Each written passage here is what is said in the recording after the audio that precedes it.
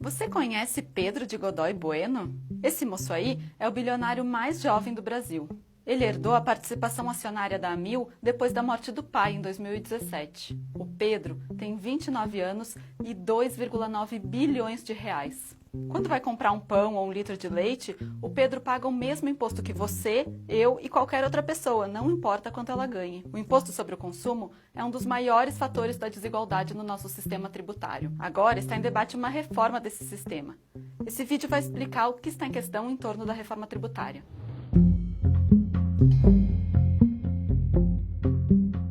Os empresários costumam reclamar bastante que pagam muitos impostos, porque os tributos sobre o consumo e sobre a produção são cobrados das empresas. Mas, na verdade, eles são repassados para os consumidores e embutidos no preço dos produtos. Então, quem paga é a gente mesmo. Só que esse valor pesa muito mais em uma renda menor do que na renda de quem ganha muito. Um imposto de R$400 sobre a compra de uma TV, por exemplo, equivale a 20% do salário de alguém que ganha 2 mil, mas é só 2% da renda de quem ganha 20 mil. É o que chamam de imposto regressivo, ou seja, todo mundo paga o mesmo valor. E o que acontece, na prática, é que quanto menor a renda, mais se paga. E mesmo o imposto sobre o consumo também não é igual para todos os itens.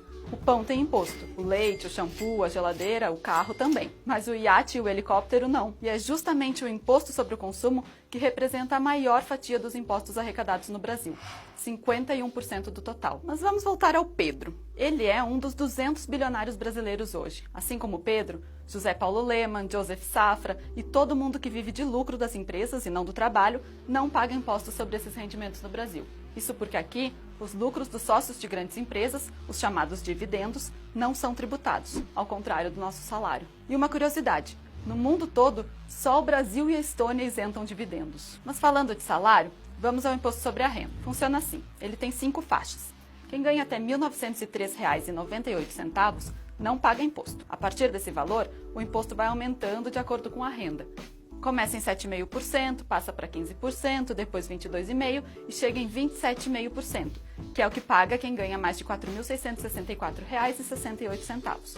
Ou seja, um trabalhador que ganha R$ 6.000 paga os mesmos 27,5% de imposto sobre a sua renda que um que ganha R$ 50 mil.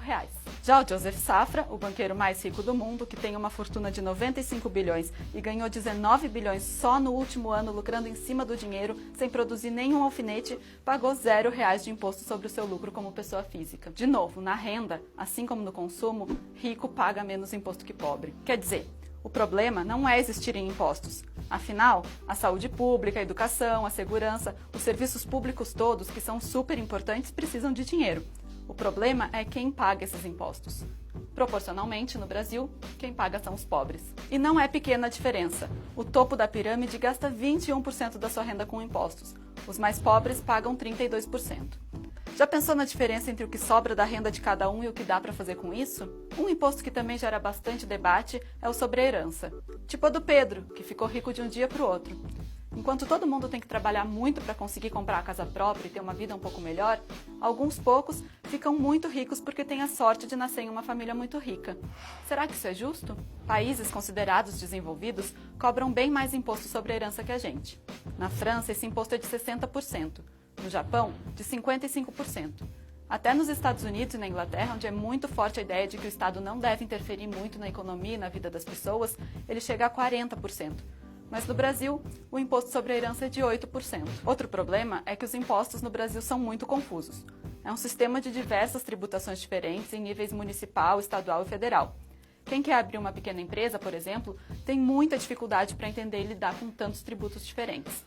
E são justamente os pequenos que mais penam, porque quem tem mais dinheiro pode pagar um advogado tributarista para resolver o problema. Então, ninguém aqui tem dúvidas. Uma reforma tributária é mais do que necessária. Mas qual reforma? Não adianta mexer nos impostos e não resolver os problemas principais, certo? Hoje, existem 2 propostas de reforma tributária tramitando no Congresso, e o governo Bolsonaro deve apresentar outra em breve. Um dos projetos tramita no Senado e copia o texto do ex-deputado Luiz Carlos Rauli, do PSDB. O que está com o debate mais avançado até agora é um outro que tramita na Câmara, do deputado Baleia Rossi, do MDB. Os dois são bem semelhantes. Propõem mudar a Constituição para simplificar os impostos.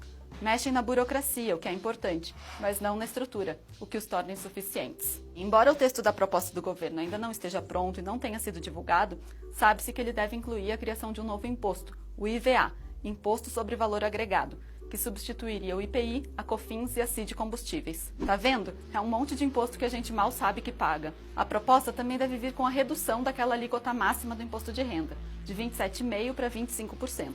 E se fala também em reduzir o valor pago pelas empresas. Parece legal, certo? E talvez algumas dessas propostas tragam mesmo avanços. Simplificar o sistema tributário é fundamental para facilitar a vida das pessoas, especialmente daquelas pequenas empresas de que a gente falava. E reduzir o imposto de renda também parece bom olhando assim.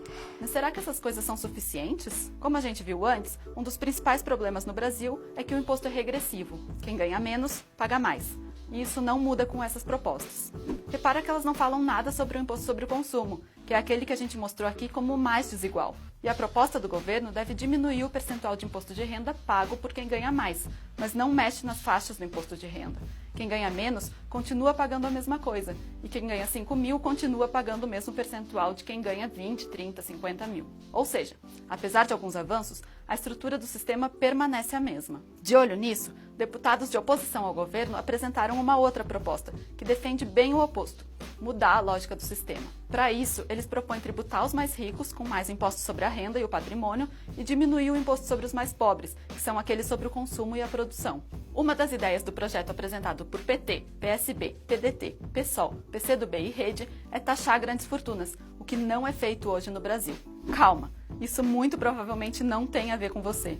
A menos que você tenha recebido uma herança de mais de 16 milhões de reais, ou tenha um patrimônio de mais de 19 milhões, ou tenha jatinhos na garagem. A proposta não fala de quem comprou um apartamento ou tem um carro melhorzinho. São grandes fortunas mesmo. A ideia principal é fazer com que os impostos deixem de ser regressivos e passem a ser progressivos.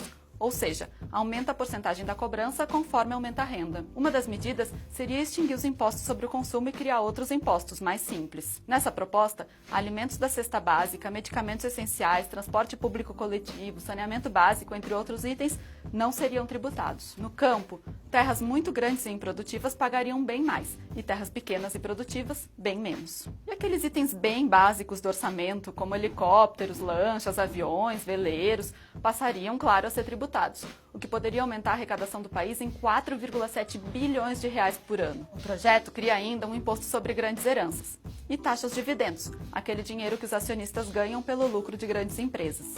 Aliás, sabe quanto a tributação de dividendos geraria para o Brasil? Até 63 bilhões de reais. Um dinheiro que poderia ser investido na saúde, na educação e serviços para toda a população brasileira. A proposta também mexe naquela tabela do imposto de renda, aumentando a isenção e redistribuindo as faixas para que atinjam rendas mais elevadas. Se isso tudo fosse implementado, o valor arrecadado em impostos seria bem parecido com o que é hoje, só que diminuiria o peso sobre os mais pobres e a própria classe média. Uma das consequências disso é que a economia volta a girar. Isso porque os muito ricos não colocam seu dinheiro em circulação.